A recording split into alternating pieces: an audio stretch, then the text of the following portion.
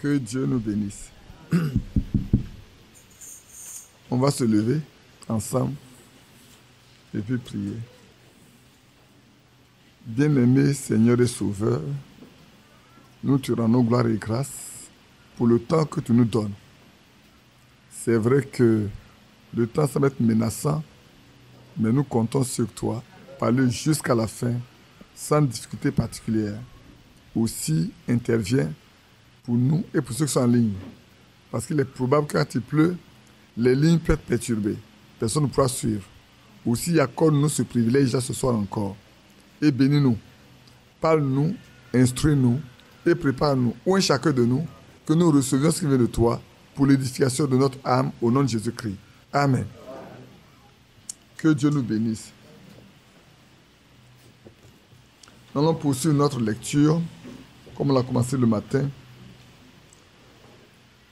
Nous savons que c'est toujours l'eau présente du rocher que nous sommes en train de lire.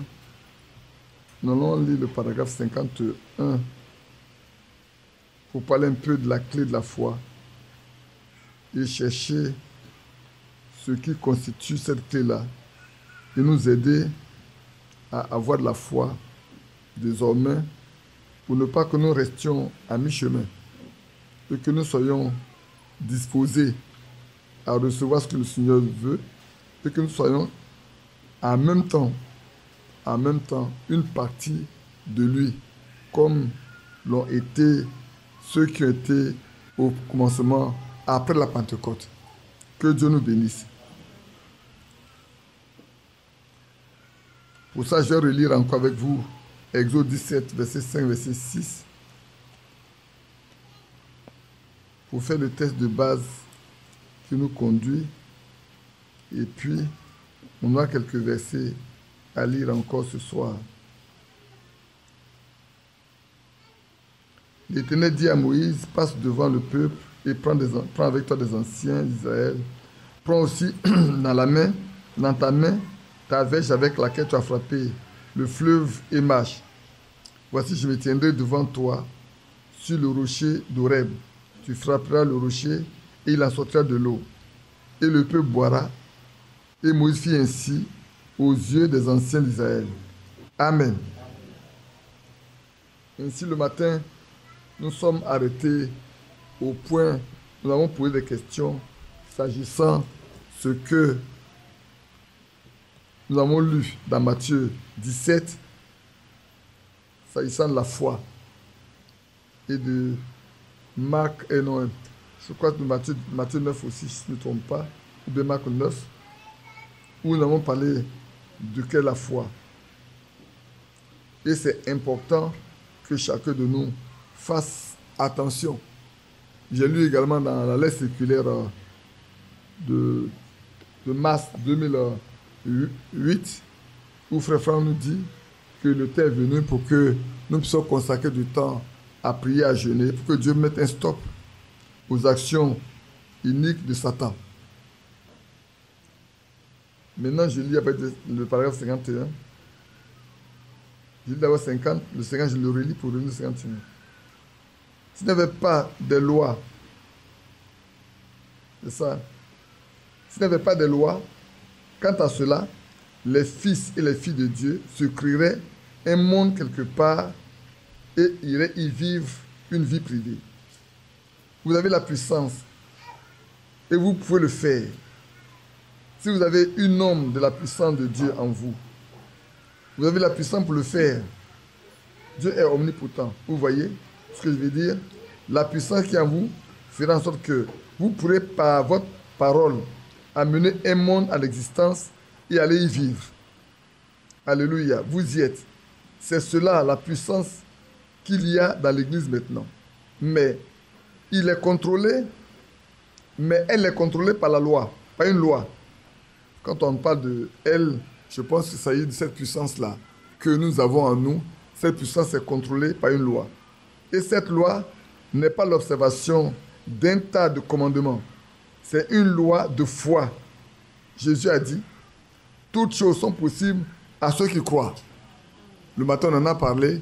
Tout est possible à ceux qui croient. Et rien n'est impossible à vous sinon la foi comme le grain de sénévé. Si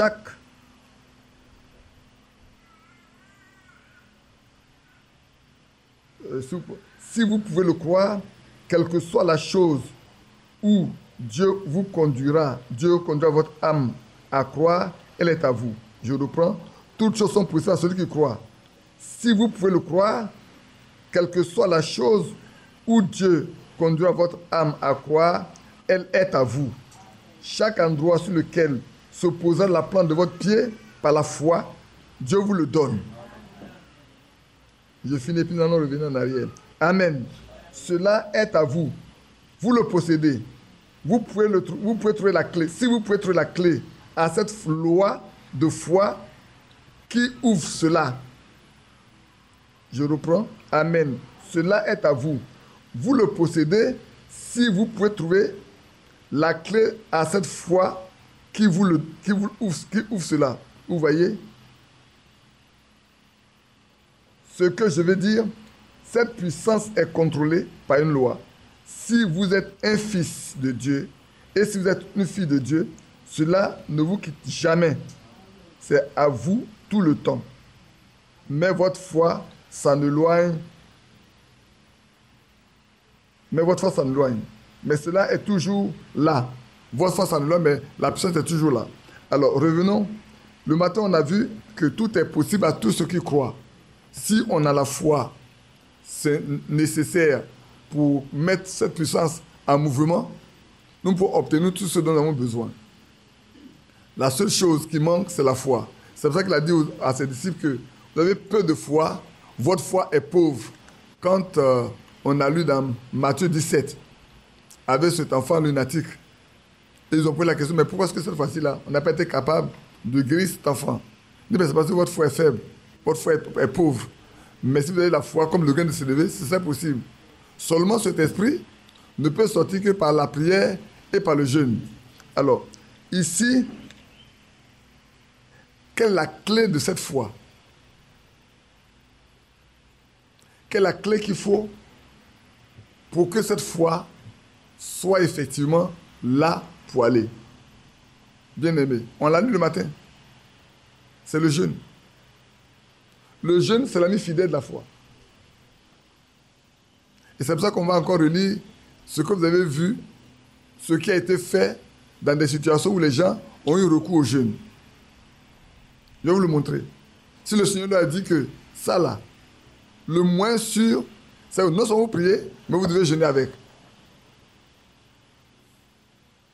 Et ça, pour ceux qui sont passés là, ils savent de quoi je parle. Et j'ai relevé beaucoup de passages pour qu'on les lise tranquillement entre nous. Pour voir, le jeûne n'est pas le moyen de forcer la main de Dieu. Je l'ai toujours dit, ce n'est pas un moyen pour dire, non. Le jeûne est un ami de la foi. Le jeûne élève la foi. Quand on se détache de tout ce qui est terrestre, qu'on consacre son temps au Seigneur pendant tout le temps, alors notre foi devient pure.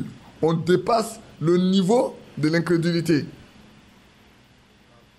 Pour ceux qui s'y sont consacrés, ils savent de quoi il est question. Et tous ceux qui, dans la Bible, ont eu recours à ça, Dieu a toujours été miséricordieux envers eux.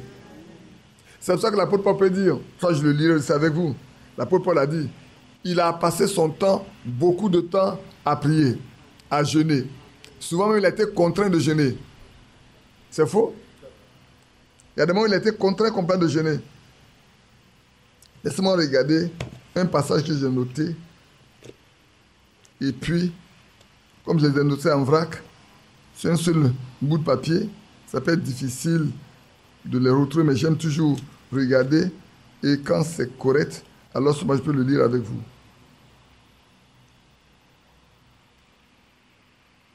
Verset 5. Oui, je vais lire avec vous dans 2 Corinthiens, chapitre 6, pour parler un peu de la situation de l'apôtre Paul. 2 Corinthiens 6, et puis on lit 2 Corinthiens 11 également, où l'apôtre Paul nous fait état des points difficiles qu'il a connus. Il dit, mais nous nous rendons recommandables à tous égards, comme serviteurs de Dieu, par beaucoup de patience, dans les tribulations, dans les calamités, dans les détresses, sous les coups, dans les prisons, dans les séditions, dans les travaux, dans les veilles et dans les jeûnes, par la pureté de la connaissance, par la longanimité, par la bonté, par l'Esprit Saint et par l'amour sincère. Ici, l'apôtre Paul nous dit clairement, dans tout ce qu'il a fait, il n'a pas oublié de jeûner. Vous vous souvenez qu'ils étaient dans le bateau, pendant 14 jours, ils n'avaient rien mangé.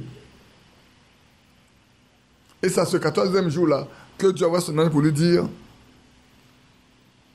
aucun cheveu de ceux qui sont avec toi ne se perdra. Personne ne se perdra, si ce n'est le navire.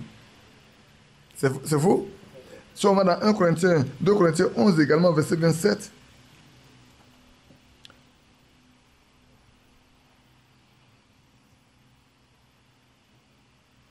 J'ai été dans le travail et dans la peine, exposé à de nombreuses veilles, à la faim et à la soif, à des jeûnes multipliés, au froid et à la nudité. Il y a beaucoup de choses, mais dans tout cela, il n'y a pas une seule fois où l'apôtre Paul oublie de citer le jeûne.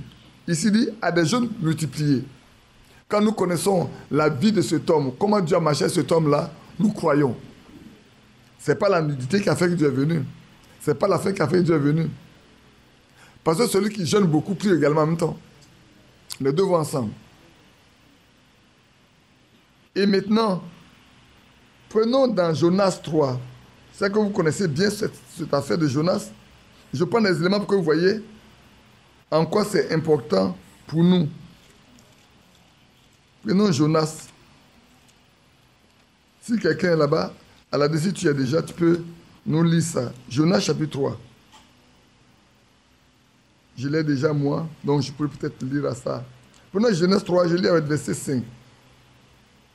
Voilà, Dieu avait décidé de détruire Ninive à cause de leurs nombreux péchés, de leurs nombreuses manières de faire. Mais voilà ce qui est passé. Les gens de Ninive crurent à Dieu et ils publiaient un jeûne et se revêtirent des sacs depuis le plus grand jusqu'au plus petit. La chose parvint au roi de Ninive.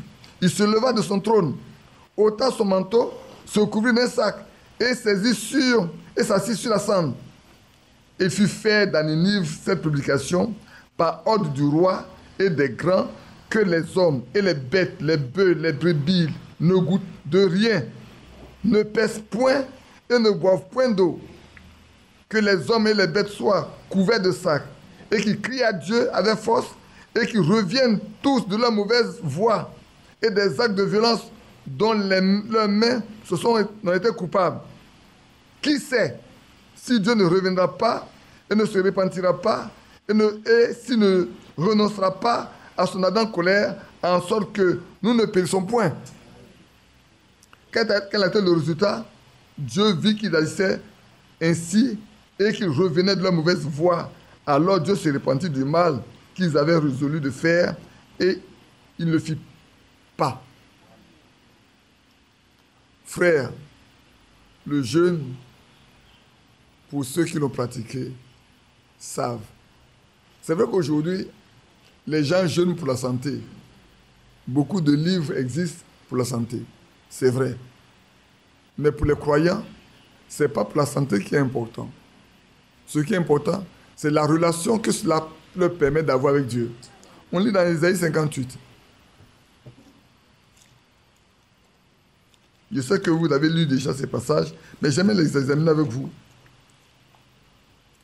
Avant de revenir à d'autres cas pratiques.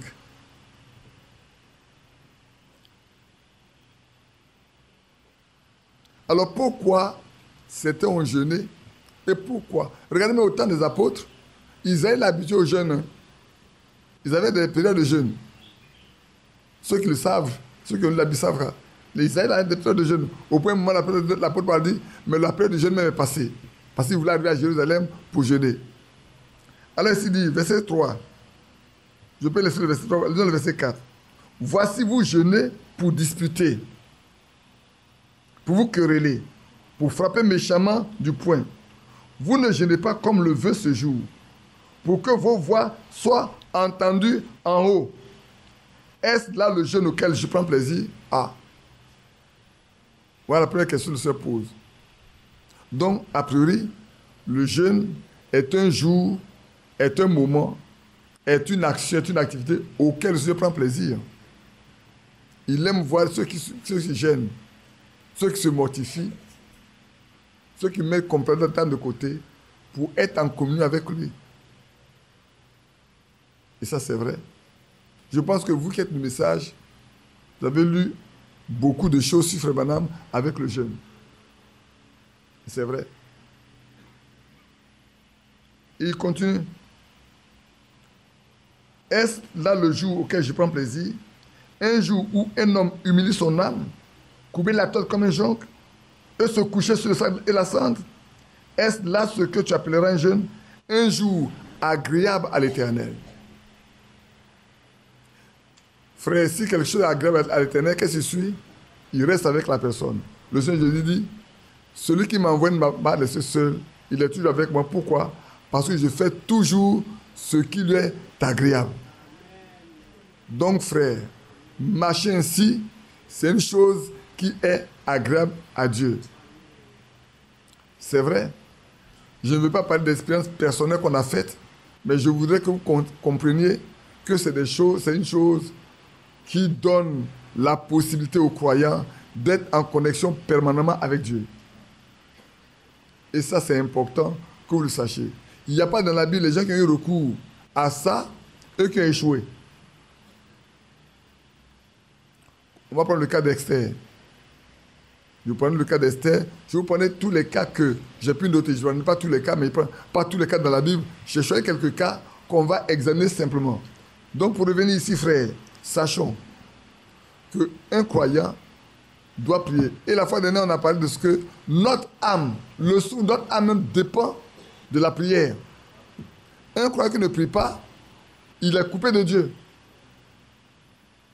Et ici, le Seigneur nous dit, dans des cas, il y a certains cas là, vous ne pouvez pas vous contenter de demander de prier. Vous êtes obligé d'avoir recours au jeûne. Et c'est important. Donc n'attendez pas que ces cas se présentent pour qu'on jeûne. Comme dans les religions, quelqu'un est malade, on dit, bon, on va lui prescrire des jours de jeûne avant de prier pour lui. Non. C'est vous qui devez être toujours prêt avec le Seigneur pour que quand les cas se présentent, Dieu vous soit favorable. Alors quand on prend le cas d'Esther, juste après Néhémie,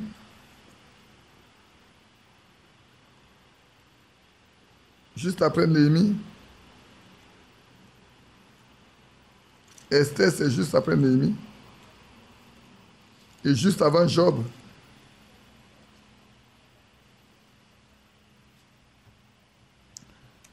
Prenons le chapitre 4 d'Esther. Je sais que beaucoup parlent du jeûne d'Esther. Ce n'est pas le jeûne d'Esther que je vous parle de la situation dans laquelle, qu'est-ce qu'ils ont pu obtenir au moment venu. Le chapitre 4, je peux lire à partir du verset 10 au verset 15, je vais le faire avec vous.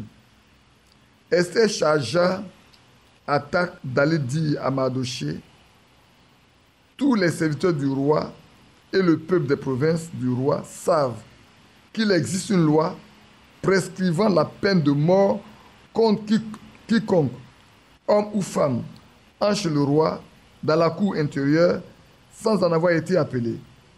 Celui-là seul a la vie sauve à qui le roi tend le sceptre d'or. Et moi, je n'ai point été appelé auprès du roi depuis 30 jours. Lorsque les paroles d'Esther eurent été rapportées à Mardochée, Mardochée fit répondre à Esther, « Ne t'imagine pas que tu échapperas seul dans tous les Juifs parce que tu es dans la maison du roi. Car si tu t'étais maintenant, le secours et la délivrance surgira d'autre part pour les Juifs. Et toi et la maison de ton père, vous périrez. Et qui sait, si ce n'est pas pour un temps comme celui-là que tu es parvenu à la royauté. »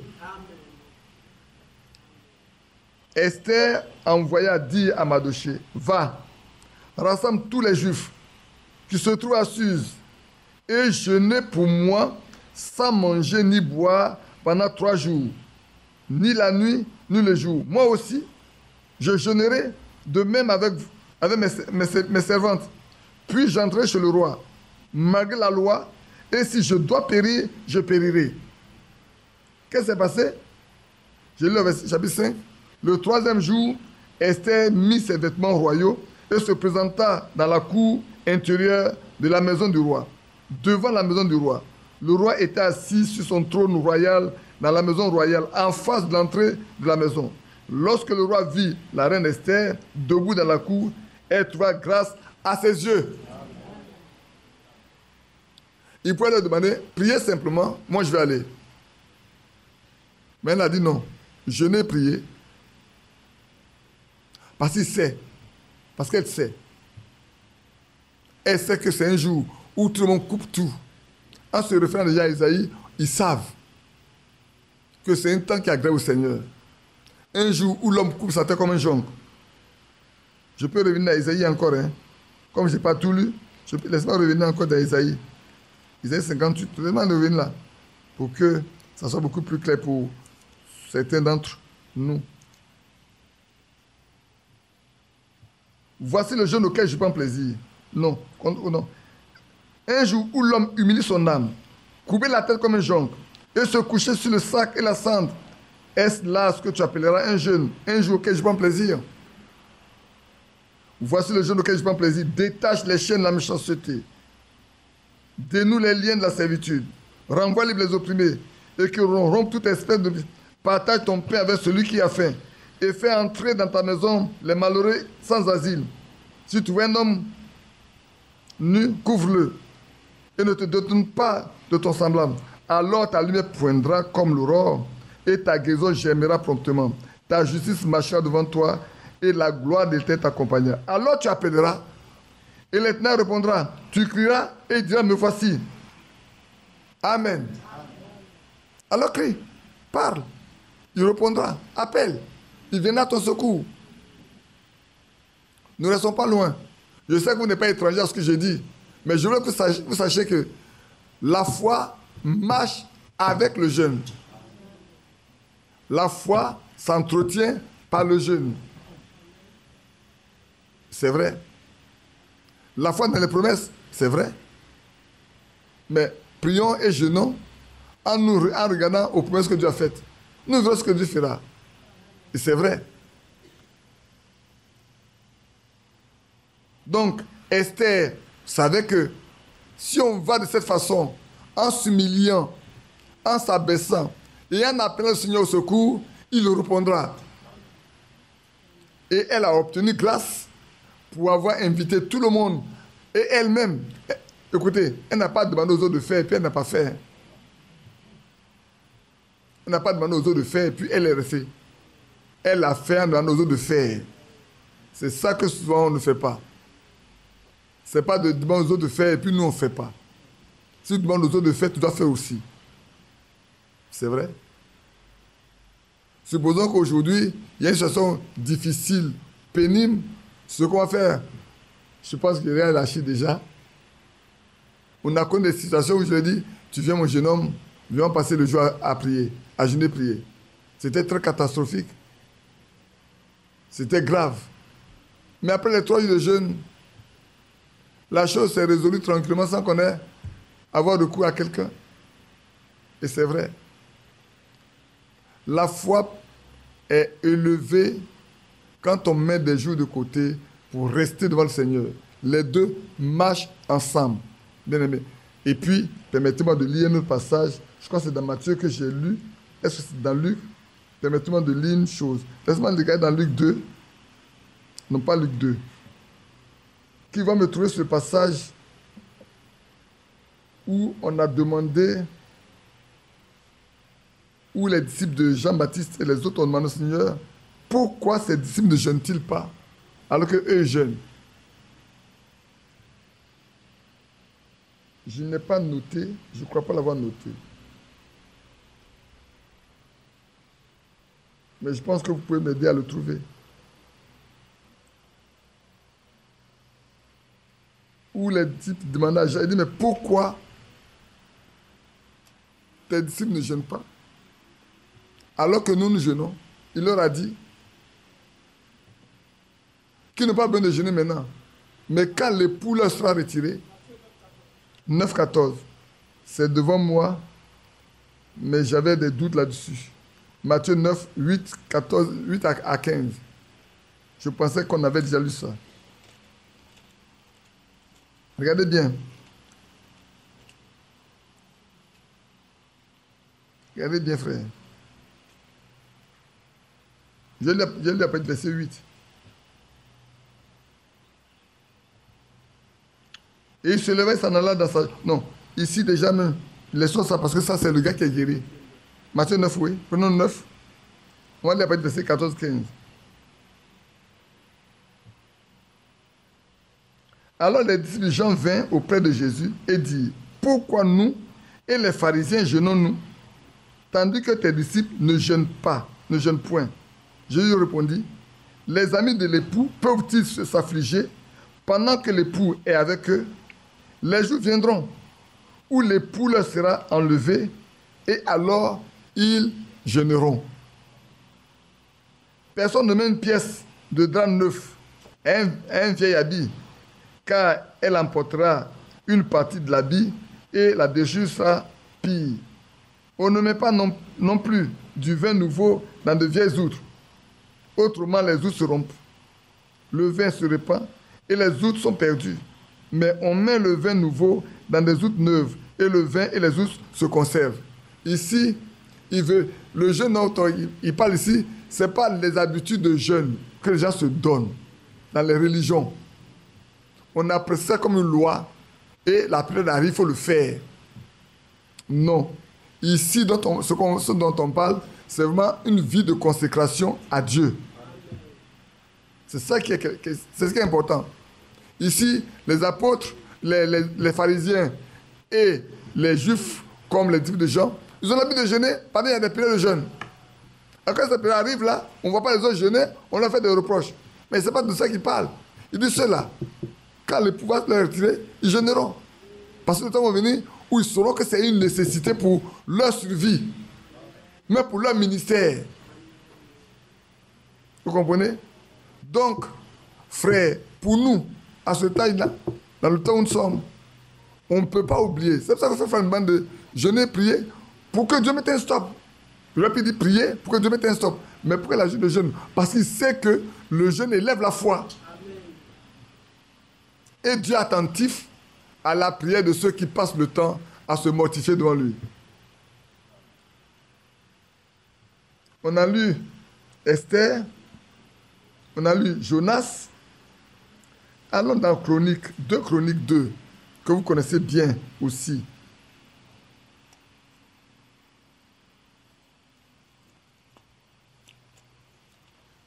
Je lis avec vous ces choses pour vous permettre de voir simplement que le Seigneur est attentif quand nous sommes contrits et que des choses... 2 Chroniques 20. 2 Chroniques chapitre 20.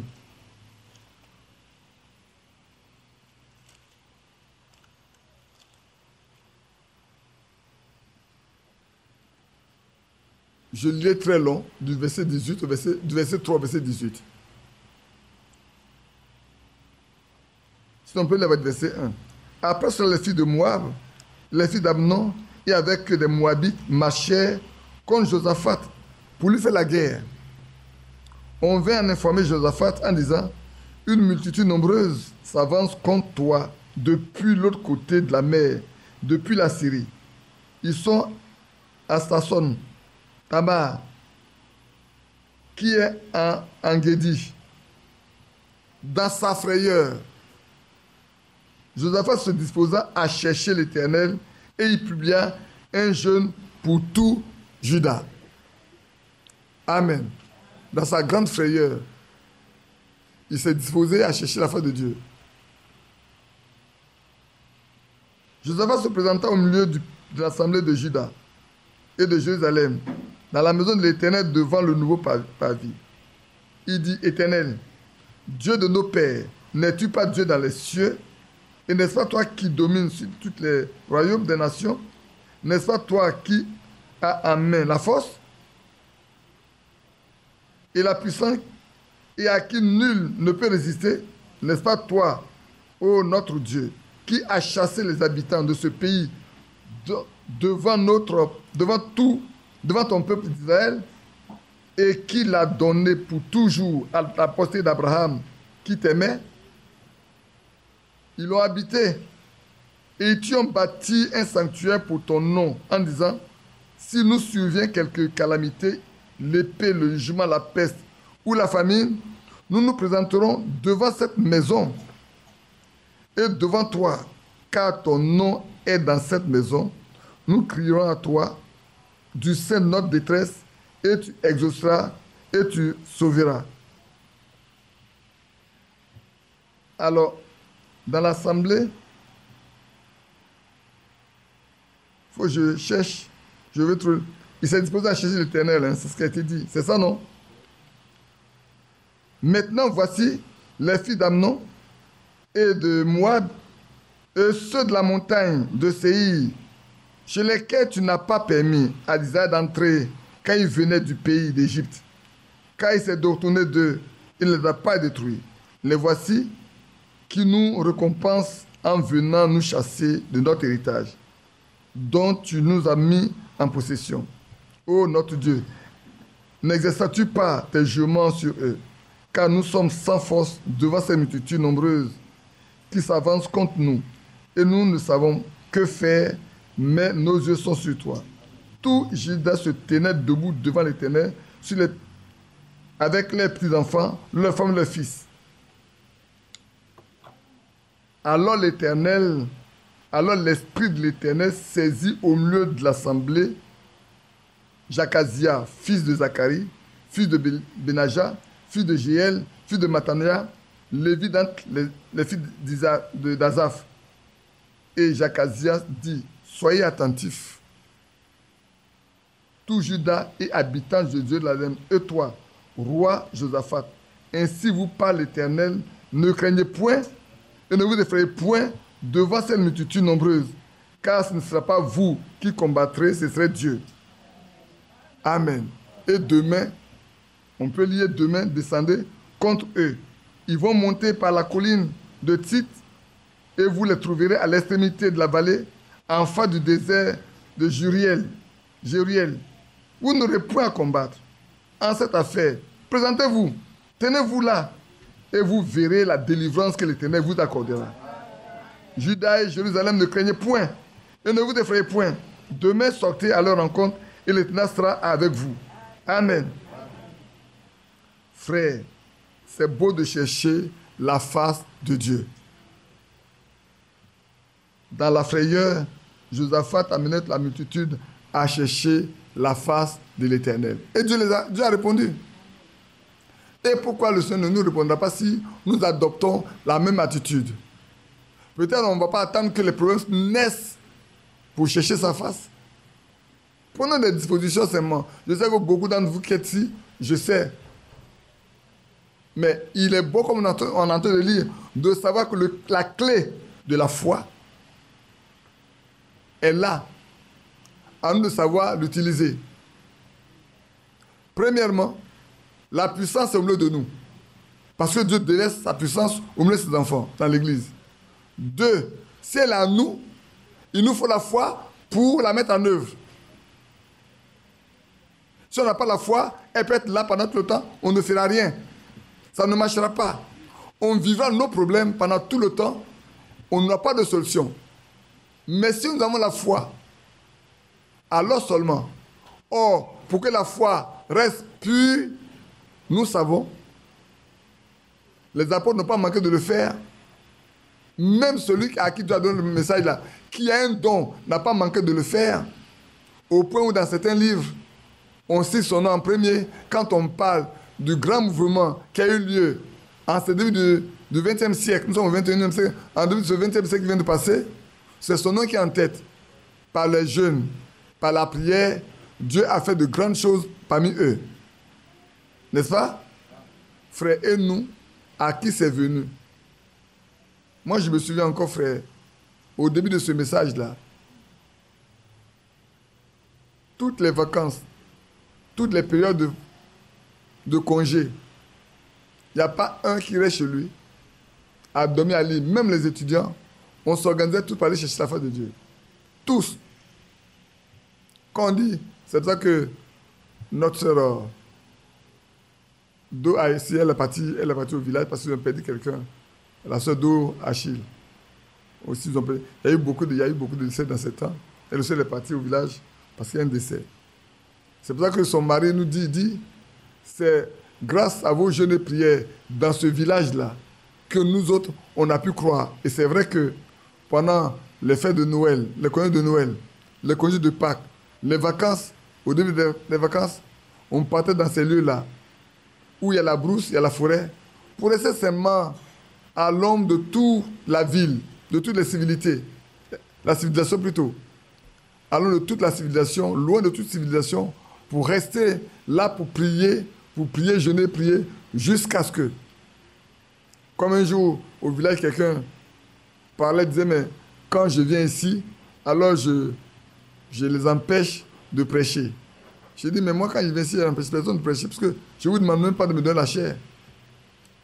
Et alors qu'on a en train de régler le problème, un frère lui a dit, mais frère, dis-nous, si quelqu'un a le droit de prêcher ici, là, c'est qui? Celui qui doit avoir le droit de prêcher dans ce lieu. D'abord, il était seul dans ces régions. Son témoignage, il était seul. Il passait le temps à jeûner, prier pour que Dieu suscite des gens pour croire. Aujourd'hui, les gens ont cru dans cette région. C'est déjà quelque chose. Et puis de deux, c'est pas quelqu'un qu'on ne connaît pas. On le connaît. On connaît son témoignage. Donc quand nous on est avec lui, d'abord il est notre aîné dans cette foi. Si on est avec lui, on préfère qu'il nous parle. Lui ne veut même pas nous parler. Il cherche même des gens pour parler à sa place. Mais c'est nous qui lui forçons les mains. Frère, et on a vu le fruit. Franchement, vous dire, si aujourd'hui dans notre région, nous autres, pour ce que nous savons, c'est ainsi, c'est la grâce de Dieu. Mais auparavant, il a fallu rester longtemps devant sa face. Chercher sa face. Avant de voir s'accomplir les choses que nous voyons aujourd'hui. Ainsi donc, quand le frère nous dit, si vous pouvez trouver la clé à cette foi, vous avez tout. Et par expérience, par beaucoup de choses qu'on sait, tous ceux qui ont eu du succès dans la Bible, c'est des gens qui ont passé beaucoup de temps devant le Seigneur. Vous allez me dire, vous prenez Moïse, on le dit, il a passé 40 jours et 40 nuits. Vous prenez Élie, c'est la même chose. C'est faux? Oui. Et les apôtres n'ont pas manqué de jeûner, frères et sœurs. Pour élever votre foi, essayez. Vous trouvez la clé. Le secret, c'est vous êtes sur la clé. Pour élever la foi, pour jeûner, prier. Le jeûne est l'ami fidèle de la foi. Et ça, c'est très clair. Plus on mange, plus on s'alourdit, plus on s'appesantit, moins on s'empiffre, mieux on se porte dans la foi. Quelqu'un dit, quand il grossit dans la chair, son âme maigrit. Quand il maigrit dans la chair, son âme grossit. Alors si nous voulons que notre âme grossisse un peu, laissons notre chair descendre un peu. Privons notre chair de beaucoup de graisse. Tout ce qui peut nous empiffrer, sortons de là. Consacrons le temps simplement à genoux. Vous savez, quand il y a eu l'homme, il y a posé une question, tu dis, entre deux croyants qui viennent d'apprendre le baptême, qui grandit le plus vite possible? Ceux qui croient, qui jeûnent et qui prient, et ceux qui prient simplement. Je connais un jeune qui a dit, on n'a pas besoin de jeûner et prier. On n'a pas besoin de jeûner. On peut seulement prier, c'est suffisant. Mais je sais où il est aujourd'hui. Nous autres, nous pouvons dire, frère, on a mûri vite. Je vais vous dire, on est venu au message. Frère Badou n'est pas là aujourd'hui. Le jour viendra, vous pouvez lui poser la question. On est venu très tard à ce message. Mais déjà en 79, on voulait faire de nous des anciens. Moi, j'ai pris mon baptême en février 78. Et déjà en 79, on veut faire de nous des anciens. Des hommes qui sont responsables dans l'église. Tout jeunes que nous étions. Pourquoi? Parce qu'on a découvert le secret que pour grandir dans la foi, il faut rester longtemps dans la présence de Dieu. Et c'est ce qu'on a fait. Au point où il y a un frère qui était un aîné, qui a décidé de venir nous exhorter un jour. Quand il est arrivé une fois, il n'est plus revenu. Quand il est arrivé, on l'a écouté, on lui a posé 2 ou 3 questions. Et puis il a dit, vous êtes devenu trop mûr maintenant. Prenez soin de vous-même. Je ne viendrai plus chez vous. Pourquoi? Parce que nous avons compris seulement que, frère, il faut méditer, il faut prier, mais il ne faut pas oublier de jeûner. Jeûner élève la foi. Il y a des choses que vous ne pouvez pas obtenir seulement par la prière. Vous êtes obligé d'associer le jeûne à la prière. Autrement, vous allez passer le temps. Veillez prier. Vous baissez, veillez prier. Mais il y a des choses que vous ne pouvez pas obtenir seulement en priant. Vous êtes obligé, frère. C'est la clé. C'est la clé pour amener votre foi à la maturité, à être pur. Quelqu'un peut dire ce qu'il veut, mais par expérience, je peux vous le dire. Je ne veux pas rentrer dans les détails, mais faites-le. Vous qui êtes ici, faites-le. Et venez me voir dans 2, 3, 4 mois. Beaucoup de choses changeront. Je parlais que la fois dernière, quand on était encore jeune cette fois, au début, j'avais acheté un livre. Une jeune indienne qui s'est mariée à un croyant américain. Elle aussi, elle est croyante. Et puis la médecine a dit, vous ne pouvez pas avoir d'enfants. Pourtant, elle veut bien avoir des enfants. Vous savez ce qu'elle a fait? Elle a décidé d'ajouter à sa prière des moments de jeûne.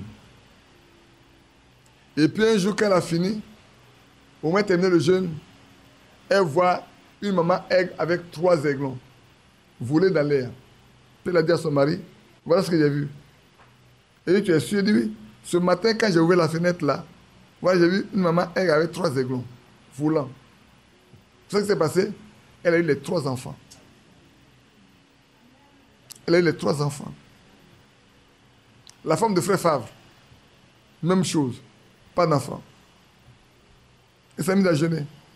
Je lui ai demandé un aigle, une maman aigle avec 2 enfants. Elle a fait 2 jumeaux. Elle est devenue pilote d'avion. Je peux vous citer beaucoup d'exemples. Mais je donne ces 2-là pour que vous sachiez, frère. Nous sommes des privilégiés. Et les religieux ont compris ça. Il y en a qui prennent ça pour gagner de l'argent. Ils savent que Dieu écoute, que ça élève la foi. Alors reste derrière ça pour chercher de l'argent. Mais vous ne le faites pas pour chercher de l'argent. Vous le faites pour être en communion parfaite avec Dieu. Amen. Qu'il écoute vos prières et qu'il vous exauce. Non seulement pour que vous ayez grandi dans la foi rapidement, soyez affermis. Frère, 2 enfants qui viennent dans la foi le même jour, même baptême. Prenez un qui jeûne et prie, qui sait Dieu en jeûnant et priant, et un qui prie seulement.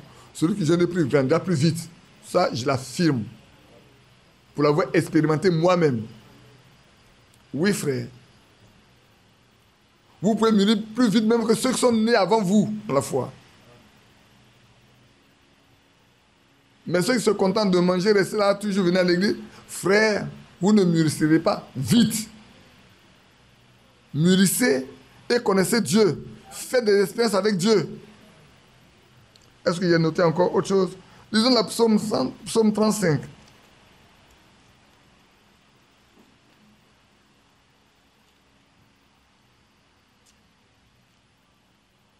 Le psaume 35, j'ai lu le verset 13 et verset 14.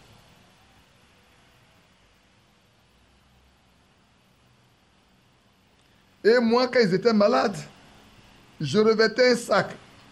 J'humiliais mon âme par le jeûne. Je prierais, la tête penchée sur mon sein.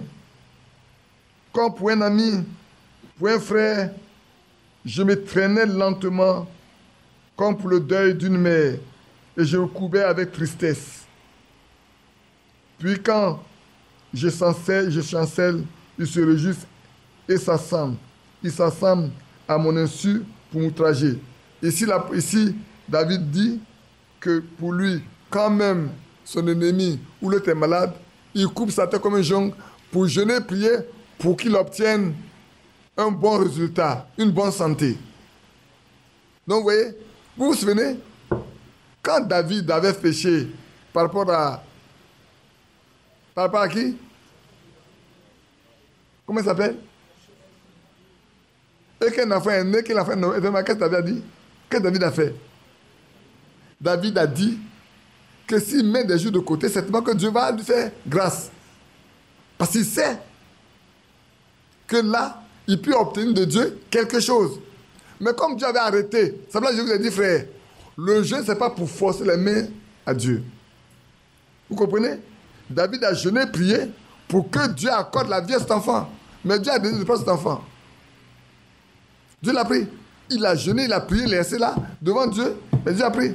Donc, le jeûne, ce n'est pas pour obliger Dieu à faire quelque chose. Le jeûne, c'est pour élever votre foi. Mais ce que Dieu décide de faire. C'est pour ça que, frère, même quand votre foi est grande, vous ne pouvez pas faire n'importe quoi. Parce que vous êtes soumis à la loi de Dieu qui est de rester sous sa direction. Amen. Vous notez que le Seigneur a dit qu'il ne peut rien faire sans avoir fait au Père. Et vous avez vu comment frère Branham lui-même s'est conduit, frère. Dans des circonstances particulières, il s'est attendu jusqu'à ce que Dieu lui dise ce qu'il doit faire. Et quand vous aurez cette foi-là, bien aimé, vous devez vous attendre à Dieu afin qu'il vous dise ce que vous devez faire. Même quand vous savez que c'est ça, restez là jusqu'à ce qu'il vous dise ce que vous devez faire. Vous ne pouvez pas faire n'importe quoi avec votre foi, même qu'elle est ferme. C'est vrai. Alors ici, il nous dit, je reviens. Toutes choses sont possibles à ceux qui croient. Si vous pouvez le croire, quelle que soit la chose où Dieu conduira votre âme à croire, il est à vous. Si Dieu conduit votre âme à croire quelque chose, il est à vous. Quand vous avez la clé, quand votre foi est assez mûre, quand Dieu vous conduit à croire à voir une chose, frère, vous l'avez déjà. Ça, vous devez le comprendre. Et c'est important. Et il continue, partout où la pointe de votre pied s'opposera, vous l'avez. Je ne sais pas si vous comprenez bien ça. Quelles que soient les circonstances de la vie, là où Dieu vous conduit à poser vos pieds, sachez que ces choses vous appartiennent. Parce que vous avez la foi nécessaire pour prendre cela. Mais attendez que Dieu vous y conduise. Et c'est important. Comme la fois dernière, je disais, Josué, sur la route du devoir, rien ne pouvait lui résister. Même Jéricho n'a pas pu. Dieu était obligé d'envoyer son ange pour lui dire, faites le tour de la ville pendant 7 jours. Le 7e jour, faites ceci. Et vous verrez ce qui va se passer. Même cette ville fortifiée, dont on dit que les murailles là, on faisait des coups de chevaux là-dessus, n'ont pas résisté à la puissance de Dieu. Dieu a tout renversé. Et c'est vrai. Le Jourdain n'a pas pu résister. Il a créé un chemin au milieu du Jourdain. Frères, marchons avec le Seigneur dans la foi. Si notre foi est faible aujourd'hui, le secret, vous le savez aujourd'hui. L'ami de notre foi, c'est de mettre les jours de côté devant le Seigneur, de rester fidèle au Seigneur. Et nous obtenons toujours gain de cause par sa grâce. Quand vous êtes sauvés, maintenant, il va faire une différence entre la foi dont nous parlons et celle qui nous donne le salut, par laquelle nous avons le salut. Quand vous êtes sauvés, Dieu vous donne la foi pour vous élever, sortir de la saleté de la terre. Votre foi triomphe des choses du monde. Parce qu'une fois qu'on a cru, regardez notre début, on était enthousiastes. Je vous ai raconté ce qui m'est arrivé quand j'ai pris mon baptême cette journée-là, non? Qui se souvient? Bon, beaucoup ne s'en souviennent pas. Alors, je vais vous le raconter. Alors, quand j'ai pris mon baptême cette journée-là, j'arrive du baptême de l'église, j'arrive en cité, j'ai mon voisin qui est là, et il sait que nous on aimait bien le chose, Bob Marley. Et le disque, et la chanson qu'on aimait beaucoup, c'est qu'il est en train de jouer. Quelque chose a tourné dans ma tête. Je lui ai dit, voisin, arrête de jouer. Il dit non. Je dis arrête. Il dit non, ok. Vous savez ce que j'ai fait? Je me suis mis à genoux. J'ai dit, Seigneur, qu'il n'y ait plus de courant dans la cité. À l'instant même, il n'y a plus de courant dans la cité. Quand on vient au Seigneur, là, c'est facile, hein? Au début, c'est très facile. Tout va très bien. Tu vas facilement. On m'a envoyé tout à l'heure. Alors, on a assez de foi pour obtenir les choses qu'on veut. Et puis, quand on grandit, au fur et à mesure on grandit, les choses deviennent difficiles. C'est en ce moment qu'il veut que nous apprenions à mieux marcher avec lui, à mettre en exercice un ensemble de pratiques qu'il a déjà ordonné aux croyants de faire. Parce qu'au début, on ne nous a pas prescrit le jeûne, non, ce n'est pas le jeûne. Mais il nous montre qu'il est avec nous. Et puis mon voisin, il a maugré quelques injures, puis il est sorti. Moi, j'ai dormi jusqu'à 18h. Au moment où je me réveille, là, l'électricité est venue. Il a compris que depuis ce jour-là, nos liens sont coupés. Il a compris que dès ce temps, on n'est plus. Pourtant, c'est moi qui lui ai dit de venir me trouver dans cette chambre parce que c'était une chambre à deux à ce temps-là. Alors, je reprends. Quand vous êtes sauvés, Dieu vous donne la foi pour vous élever, sortir de la saleté de la terre. Votre foi triomphe des choses du monde. Qu'est-ce que votre foi? Votre foi dans ce acte que Dieu a fait en vous pour faire de vous un fils de Dieu. Vous cessez de mentir. Vous cessez de voler. Vous cessez de boire. Ah, on revient encore à la boisson. Qu'est-ce qui vous pousse à ne pas boire? C'est ce que Dieu a fait en vous là qui pousse à ne pas boire. Si dès le départ, la foi vous pousse à ne pas boire, comment se fait que plus tard, vous aurez envie de boire? Ça, vous n'avez jamais eu de foi. Vous allez voir, on va continuer. Vous cessez de boire. Parce que votre foi vous élève au-dessus de cela. Amen. Votre foi vous élève au-dessus de ces choses du monde.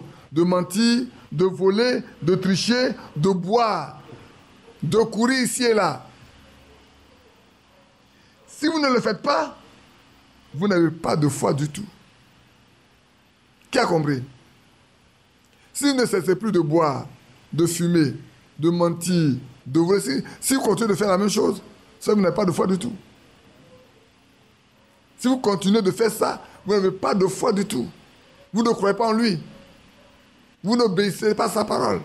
Vous n'avez pas expérimenté le salut. Ce n'est pas possible. Celui qui a expérimenté le salut, il quitte ça complètement. Regardez votre début, frère. C'est plus tard que certaines choses viennent à s'enclencher dedans qui vous créent des problèmes. Mais au début, oh là là, vous voulez tout fuir. Mais vos meilleurs amis n'en voulaient plus. C'est faux? Mais si. C'est après qu'on vienne à raisonner un peu. Mais au début, on est très catégorique. On veut couper. Et c'est comme ça qu'on doit marcher. On veut couper avec tout. On doit couper avec tout.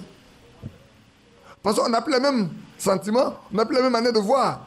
Qu'est-ce qu'on partage ensemble? Rien du tout, frère.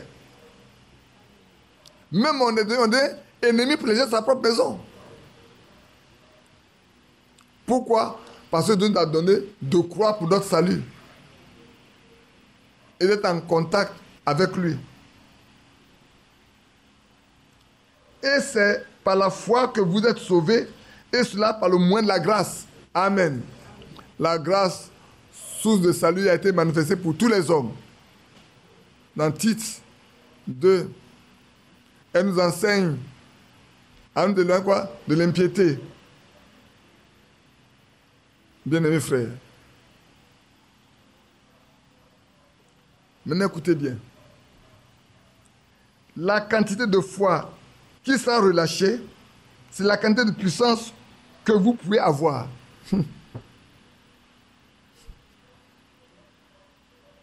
La quantité de foi que vous pouvez relâcher, c'est la quantité de puissance que vous pouvez avoir. Si vous voulez avoir le degré de puissance qui sort de vous, cela dépend du niveau de foi que vous avez. Vous avez compris ça maintenant, non?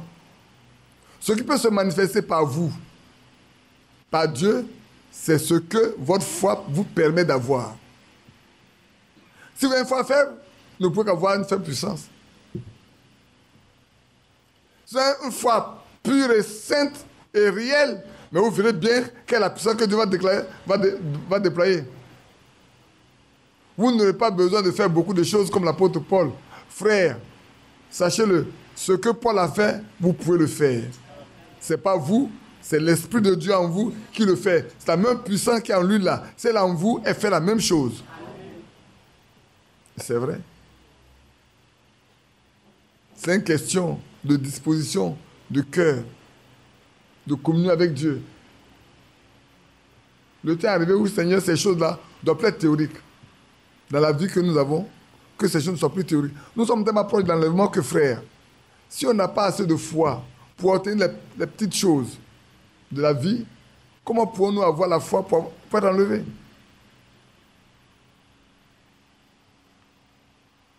La quantité de foi qui sera relâchée, c'est la quantité de puissance que vous avez, que vous pouvez avoir.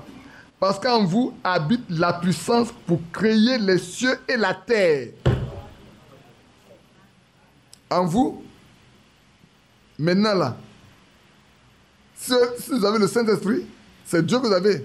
Donc vous avez assez de puissance pour créer le ciel et la terre. Mais pour que vous l'ayez, vous soyez capable de le faire, vous devez avoir la foi. C'est pour ça qu'il dit que la quantité de foi que vous avez, c'est la quantité de puissance que vous pouvez dégager. Donc, pour avoir assez de puissance en action, vous devez avoir une foi vraiment pure. Et donc, si l'Esprit de Dieu habite en vous, vous avez assez de puissance pour créer le ciel et la terre. Dieu habite en vous et vous êtes des fils et des filles. Rappelez-vous que je vous ai dit, l'enfant d'un chien, c'est un chien. Le fils ou la fille d'un humain, c'est un humain. Un lionceau est un lion en herbe. Un petit tigre, c'est un tigre. On ne l'appelait pas autrement. C'est parce qu'il est petit. Et les fils de Dieu. Et les filles de Dieu. Si vous êtes des fils de Dieu, vous êtes des fils et des filles de Dieu. Dieu habite en vous. Amen. Ce qu'il fait, ce qu'il a fait, vous pouvez le faire. Ce n'est pas vous, c'est lui qui habite en vous. La puissance habite en vous. La même puissance qui a créé le ciel et la terre habite en vous.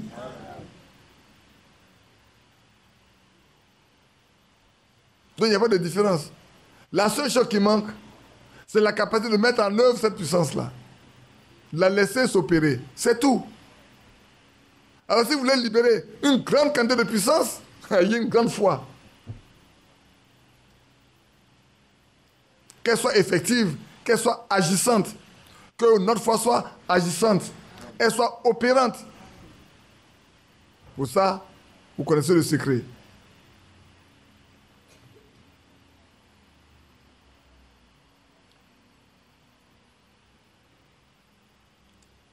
Maintenant, il a dit, vous y êtes, mais c'est votre foi. Regardez bien, je reprends. La quantité de foi qui sera relâchée, c'est la quantité de puissance que vous pouvez avoir. Parce qu'en vous habite la puissance pour créer le ciel les cieux et la terre. Dieu habite en vous et vous êtes des fils et des filles de Dieu. Amen. Vous y êtes, mais c'est votre foi. Jésus a dit, qu'il te soit fait selon ta foi. Que veux-tu obtenir? Tu ne peux obtenir que ce que ta foi peut t'offrir. Vous ne pouvez rien obtenir si vous n'avez pas de foi. Tu ne peux obtenir que ce que peut t'offrir ta foi. Par moment, nous qui avons la vie de prier pour les malades, par moment, c'est notre foi que nous mettons en œuvre pour ceux qui ne croient pas. Mais pour vous qui croyez, nous prions et nous voulons associer notre foi à votre foi. Mais si on prie pour que vous ne croyez pas, vous pouvez en obtenir. Je donne le cas de cette jeune fille pour qu'on a prié en 2014, en 2015 plutôt, qui a reçu la guérison, mais qui l'a perdue. Souvenez-vous de ce qui est arrivé à Pierre. Il a dit, c'est toi, permets que je marche, je te jette l'eau. Il dit, mais viens. Mais dès qu'il a vu les vagues, pouf, la croissance a sauvé. Il dit, sauve-moi. Il le tire par la main puis le prend. Homme de peu de foi, pourquoi as-tu douté? Pourquoi as-tu douté? Mais tu as marché, reste dessus. Pourquoi tu doutais? homme de peu de foi. Voilà notre situation, frère. La quantité de puissance que tu peux libérer, c'est la quantité de foi que tu peux exercer. Mais tu as tout ce qui est en toi pour créer un nouveau monde. Mais ce qu'il te faut, c'est ta foi. Parce que qu'il te soit fait selon la quantité de foi que tu as. Si tu peux croire, toutes choses sont possibles. Si tu peux croire, même ce soir, vous êtes là, même ce soir, si quelque chose vous tient à cœur et que vous croyez, il peut vous le donner. À l'instant même où vous êtes. Maintenant, avant d'arriver à la maison, vous pouvez l'obtenir. Mais tout dépend de la quantité de foi que vous pouvez libérer.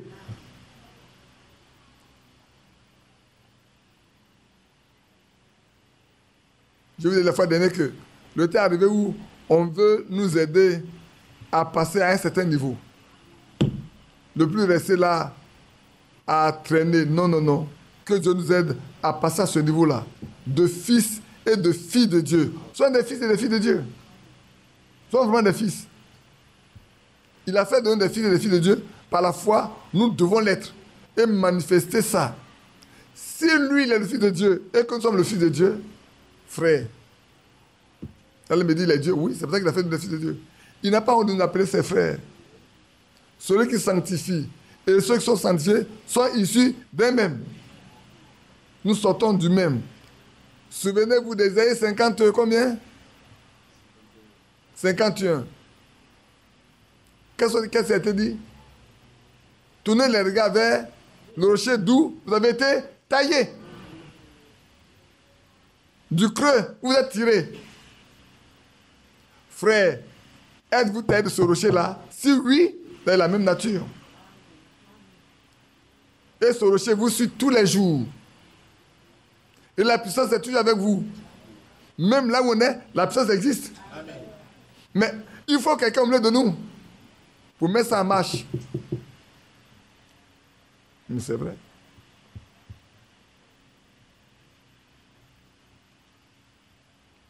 Des moments arriveront plus tôt. Vous allez prononcer juste parole. Vous ne savez même pas ce que vous dites. Et vous allez voir que cette chose que vous avez dites là est opérante. Vous dites, ah, mais c'est ce qu'il y a déjà qui arrive là. Oui, c'est ça que tu as dit là. C'est ça. Prononce seulement. Toi, je ne vais pas prononcer pour toi. Garde ça. Dis un seul mot. Et tu rentres à la maison simplement. Bien-aimés frères et sœurs, le temps est arrivé où nous devons manifester la nature des fils et des filles de Dieu. La puissance de Dieu, si elle n'est pas au milieu de nous, c'est que Christ n'est pas avec nous. Mais s'il est là, la puissance est là. Oh, il a dit, là où 2 ou 3 sont réunis à mon nom, je suis au milieu d'eux. Qui croit qu'il est au milieu de nous? Si nous croyons qu'il est là, c'est que la puissance est là. À nous d'avoir la foi pour activer cette puissance, pour qu'elle produise le résultat. Ne venons pas nous asseoir et partir, hein. Frère, le temps est arrivé où, quand on te voit, on doit savoir que Christ habite en toi.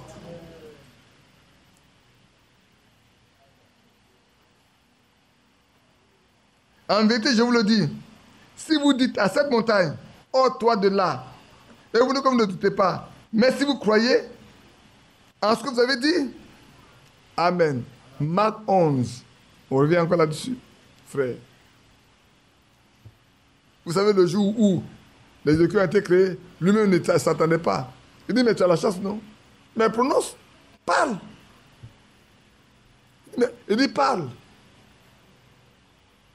Il a parlé. C'est juste par eux qu'il a prononcé. Il n'a pas demandé deux choses. Il dit, mais je veux le premier là qui soit quelque part ici. Frère, le temps arrive où les vrais enfants de Dieu seront distingués.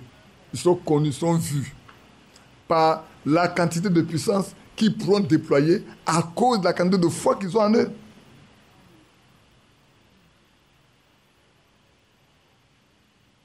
Vous, c'est dangereux pour certaines personnes. On dit à vous d'être pas simple. C'est ça, non? Madame Badi, elle rit. On vous dit que vous n'êtes pas simple. Alors que les gens vous envoient dire vous là, vous n'êtes pas simple. Comment se fait-il que ce que les autres ne peuvent pas faire, vous Vous n'avez même pas besoin de faire des efforts. Vous dites une chose, puis vous asseyez, puis ça arrive. Vous prononcez ces bonnes paroles. Juste une parole. Prononcez, puis ça arrive. Vous savez, il y a un frère qui m'a appelé par rapport à la soeur Judith. Il me dit, frère, ce qui est arrivé là, frère Branham a fait la même chose dans les images de Christ.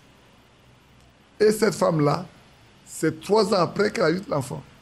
Je dis, je sais. On n'est pas pressé. Ce qu'elle a dit là, moi, il n'était pas là-bas. Mais l'Esprit de Dieu est avec elle. Dieu lui a confirmé que ce qu'elle a demandé là, il a entendu. Et Dieu a conforté ça encore en laissant Léon venir lui dire, quelques années avant là, voilà, vous êtes 3. En ordre, regardez bien, c'est en ordre. Hein. Le premier, c'était sa sœur Johanna. Adèle est venue en 2e position. Et ça s'accomplit en ordre, non? Et Judith en 3e position. Ça s'accomplit. Ça va arriver. Combien de temps? Je ne sais. Mais que sa foi s'active et cela aura lieu tout de suite. C'est vrai. Adèle ne voulait pas avoir ça, mais ça s'est imposé à elle. Oui. Nous sommes arrivés à un temps où frère et la sœur, comment elle s'appelle? La femme de Youssouf, Sabine. Sabine a écrit, papa, moi-même je l'ai vu avec un fils, un garçon.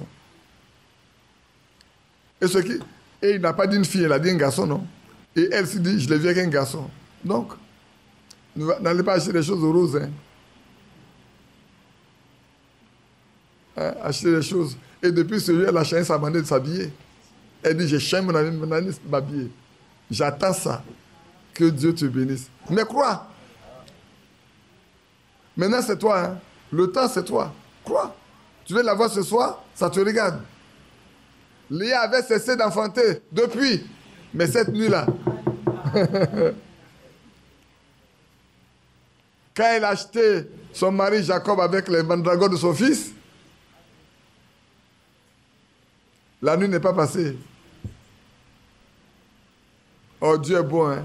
Oh, que c'est beau!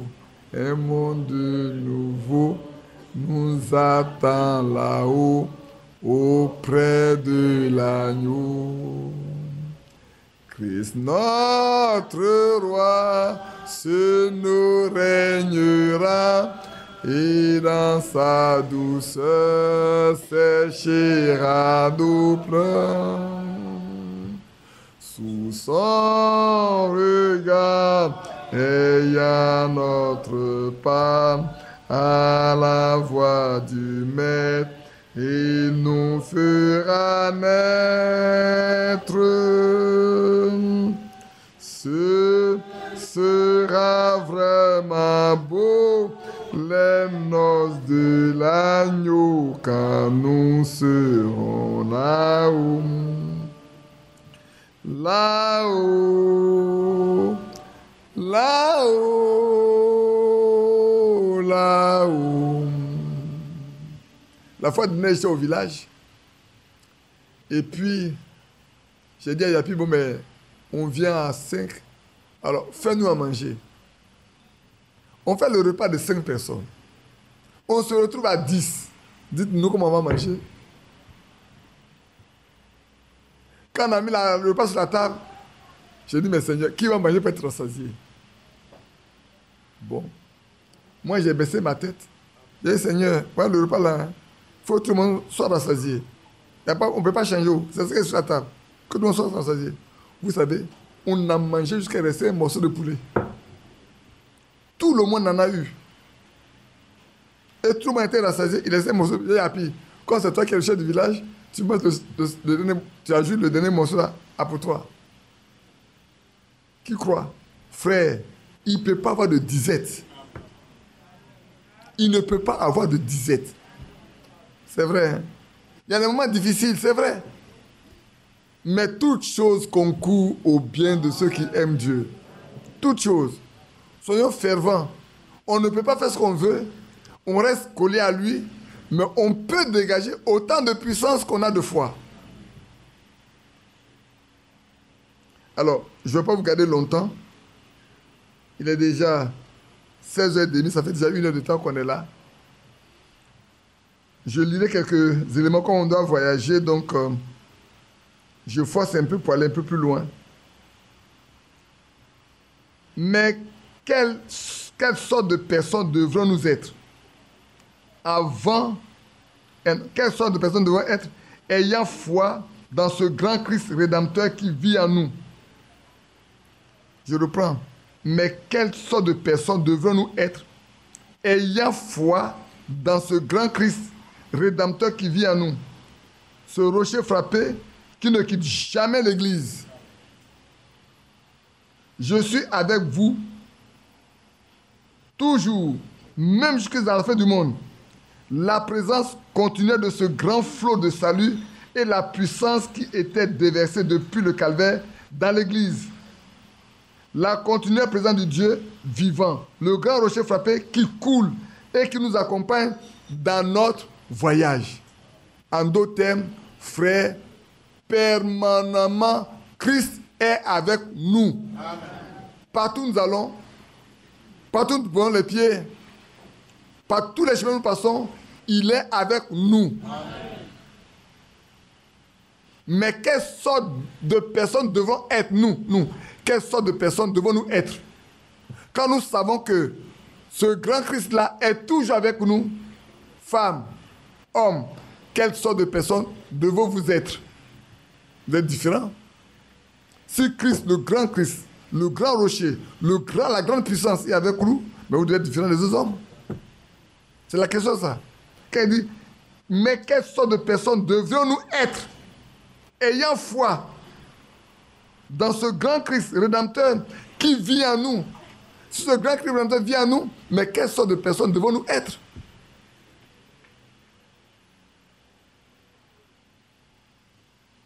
Nous ne devons pas être la même personne. Nous sommes des hommes totalement différents, des femmes complètement différentes. Notre présence quelque part doit tout changer. Ta présence dans un endroit mort doit amener la vie. Amen. Oui, c'est vrai. C'est important. Parce que le grand Christ rédempteur vit en nous. Lui, le rédempteur puissant, habite en nous. S'il habite en nous, les choses doivent changer. C'est la fois qu'on a parlé de cet environnement qui n'était pas bon, cette atmosphère qui n'est pas bonne, où tout est piquant. Mais on doit pouvoir changer les atmosphères, ces endroits qui ne sont pas bons à vivre. On n'est pas obligé de vivre dans ça. Si le grand Christ, le puissant roi habite en nous, le rédempteur habite en nous, mais il ne doit pas être ainsi. On doit être capable de changer toutes les circonstances de vie. C'est vrai. On peut continuer encore un peu. Israël a perdu sa foi. Ils sont sortis du sentier. Ils ont commencé à convoiter les pots de viande. S'ils étaient restés avec foi et croyant que Dieu allait leur donner le pays, il n'y aurait rien qui puisse bien les en empêcher. Ils avaient déjà ouvert les mers. Ils avaient frappé leurs ennemis de plaie. Ils avaient crucifié leurs ennemis derrière eux. Ils avaient marché dans le pays. Malgré tout, ils ne pouvaient pas avoir la foi pour aller de l'avant dans la promesse. Si on n'a pas de foi, on ne peut pas avancer dans la promesse. Israël nous l'a montré. Ils ont vu les miracles. Ils ont mangé beaucoup de choses. Ils ont commencé à convoiter, à murmurer, à se plaindre. Du coup, ils sont sortis du rang. Ils sont sortis du chemin. Voilà ce qui fait une sortie du chemin. Quand nous plaignons trop, quand nous convoitons trop, nous cherchons ceci, nous cherchons cela, et que nous ne cherchons pas sa volonté, alors nous sortons du chemin. Et ça devient difficile pour nous après.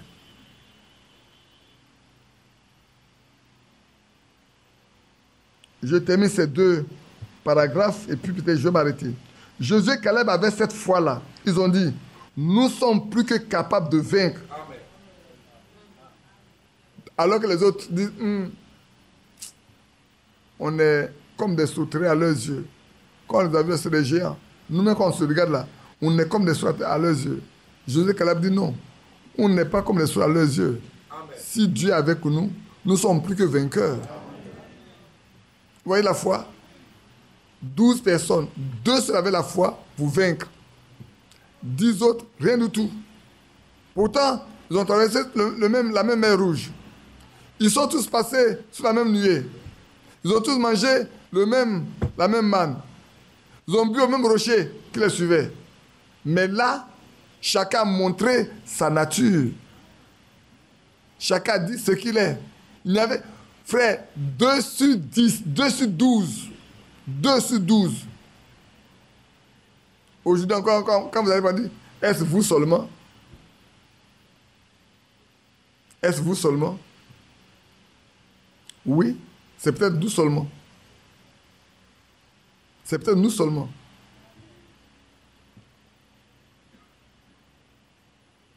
C'est peut-être nous seulement.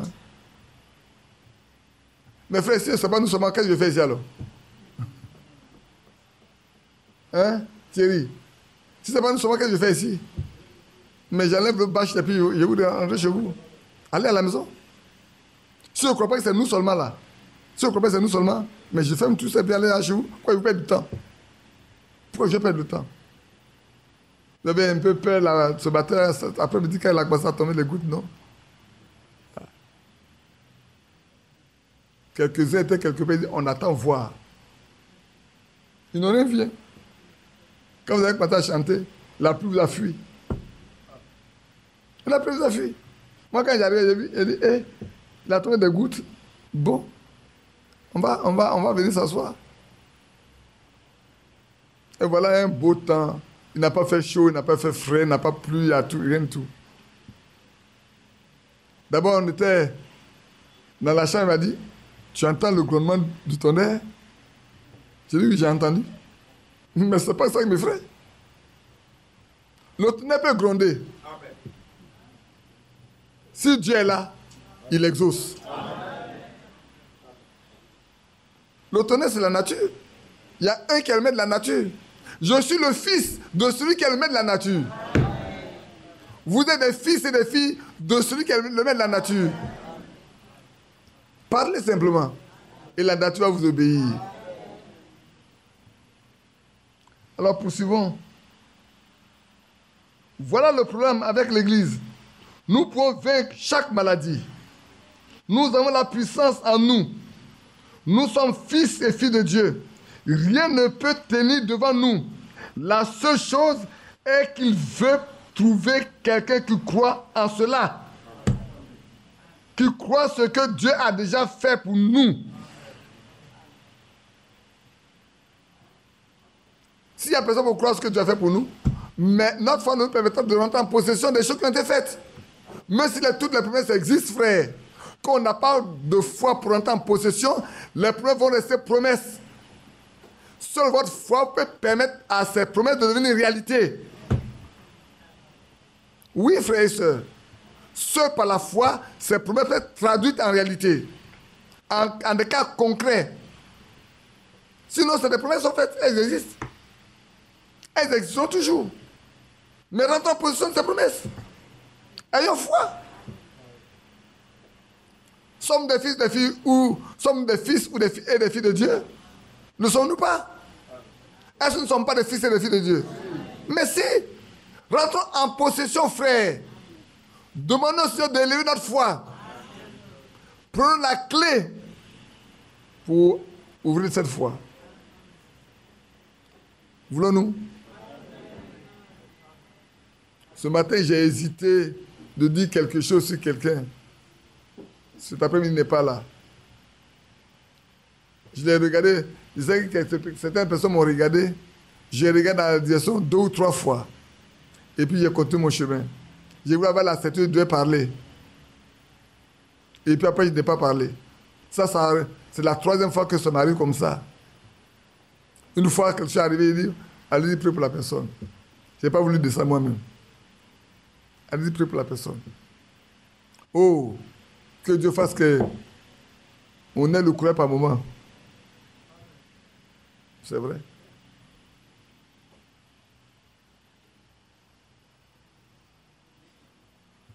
La seule chose est qu'il veut trouver quelqu'un qui croit en cela, qui croira ce que Dieu a déjà fait pour nous. Non pas nous serons, nous sommes maintenant. La continuelle présence de l'Esprit est avec nous. Vous y voyez, vous y êtes. C'est ce que je veux dire lorsque je parlais ce matin. Il parle de ce qu'il dit maintenant. L'eau toujours présente du rocher. L'eau toujours présente du rocher est ici en ce moment. Cette eau toujours présente du rocher, ce rocher frappé au calvaire. Quand le Saint-Esprit est sorti de lui au calvaire, il est revenu sur l'église le jour de la Pentecôte. Ce même Saint-Esprit est présent ce matin. Il nous donne une promesse. Frère, quand vous avez une vie qui manifeste la puissance de Dieu, vous pensez que les gens vont être contents de vous? Non. La jalousie va s'emparer des personnes. Vous allez voir qu'on ne va pas vous aimer. C'est pour ça que, à un moment donné, des hommes comme Corée, Daté, Abiram se sont levés quand Moïse dit, tu n'es pas le seul par qui Dieu passe. Toute l'assemblée est sainte. Mais il a oublié qu'en Égypte, là-bas, on ne l'a pas vu. Il a oublié que devant la mer Rouge, on ne l'a pas vu. Hein? Maintenant, quand on est dans le désert, il dit, tu n'es pas le seul, vous n'êtes pas les deux. Vous dominez sur le peuple. Mais toute l'assemblée est sainte. Bon, pourtant, quand ils étaient à Goshen dans la mer, pour parler comme le terme, ils étaient dans des difficultés là-bas, on ne l'a pas vu. On n'a pas vu Corée, Abiram et Dathan, on ne les a pas vus. Mais là, dans le désert, ils peuvent se lever. Pourquoi? Parce qu'ils ont vu la gloire de Dieu se manifester. Ils ont vu la puissance de Dieu se manifester. Frère, quand Dieu marchera comme ça avec vous, ne vous attendez pas à ce que les autres vous aiment. Ne pourront vous aimer que ceux qui ont le même esprit que vous. Tous ceux qui n'ont pas le même esprit que vous vont développer une jalousie telle qu'ils vont dire, il veut se faire particulier. Non, vous ne vous faites pas particulier. C'est Dieu qui fait de vous un homme particulier et une femme particulière. C'est Dieu qui le fait. Ce n'est pas vous. Vous ne cherchez pas. Joseph a décidé de faire une chose. Non, ce n'est pas Joseph qui a décidé. C'est Dieu qui a décidé de faire de Joseph ce qu'il est. Il est parmi ses frères, comme tout autre. Ils sont nés, écoutez des frères, ils sont nés du même père. Le même sang qui coule en eux, c'est le même sang qui coule en lui. Mais pourquoi? Parce que Dieu a fait de lui une personne particulière. Il peut avoir des songes, il peut les interpréter, il peut avoir des visions, il peut parler des choses que les autres ne peuvent pas approcher. Alors ça fait de lui quelqu'un de différent. Mais c'est vrai. Mais il n'a pas décidé, c'est pas lui qui a décidé. Non, point du tout. Et c'est la même chose pour vous, frères, pour chacun de nous. Quand le Saint-Esprit est sorti de lui au calvaire et qu'il est revenu sur l'église tout le jour de la Pentecôte, ce même esprit est présent au milieu de nous. Il nous donne une promesse. Est-ce que vous voulez rester dans la promesse? Je crois que je vais m'arrêter ici. C'est la raison pour laquelle, m'avançant devant les gens malades, quand il m'a commissionné là, en ce moment-là, je crois cela. Dieu l'a dit, c'est ainsi que les visions arrivent. Dieu l'a promis, Dieu ne peut mentir. Amen. C'est vrai, quand Dieu dit une chose, croyez, observez et marchez avec. Et vous êtes toujours la victoire. Que Dieu nous bénisse. Amen. On va se lever. Maintenant, le reste, si on revient, je vais faire un résumé, terminer cette faire un résumé simplement. Je le suis, je l'écoute et je l'aime. Mais comment lui prouver mon amour? Seulement par le don de moi-même, m'engageant à le servir toujours. Oui, je le suis, Je le suis, je l'écoute.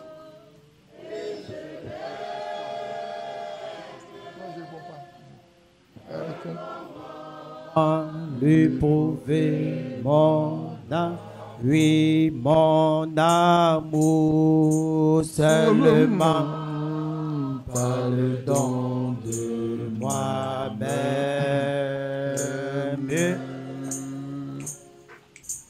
m'engageant à le servir tout.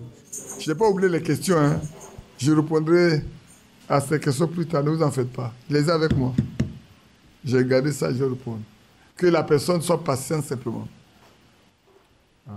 Rêve où j'allais prendre du lac, m'asseoir où la rive était isolée. Oui, à l'heure où descend la fraîcheur du soir des montagnes de Galilée.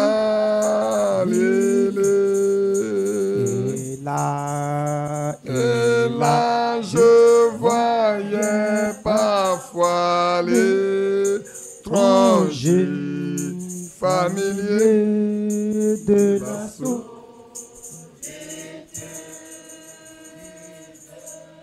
Il est perdu. Comme j'ai entendu bas, moi j'ai changé de gamme, il est perdu. Que Dieu nous bénisse. Amen. On va prier. Bien-aimé Père Céleste, nous te rendons gloire et grâce. Et nous te célébrons pour tout ce que tu fais pour nous. Merci pour ce temps que nous avons passé ensemble. Merci pour le temps calme et doux. Merci pour ces paroles. Que ça nous permette d'être différents. Vous êtes vraiment des fils et des filles à la gloire de ton nom. Magnificence et exaltation. Honneur et louange, Seigneur. Oh Dieu, laisse-nous rentrer en possession de toutes ces promesses. Élève notre foi et glorifie ton nom dans la vie de tes enfants. Nous voici, Seigneur. Aide-nous, soutiens-nous, fortifie-nous, garde-nous, bénis-nous et conduis chacun de nous. Certainement que nous sommes au terme de cette réunion. Nous n'avons pas fini, c'est vrai, mais nous sommes au terme. Prends tout ta main et que le peu que nous avons reçu, nous puissions mettre cela en pratique et manifester toute ta nature au nom de Jésus-Christ. Amen. Amen. Que Dieu vous bénisse.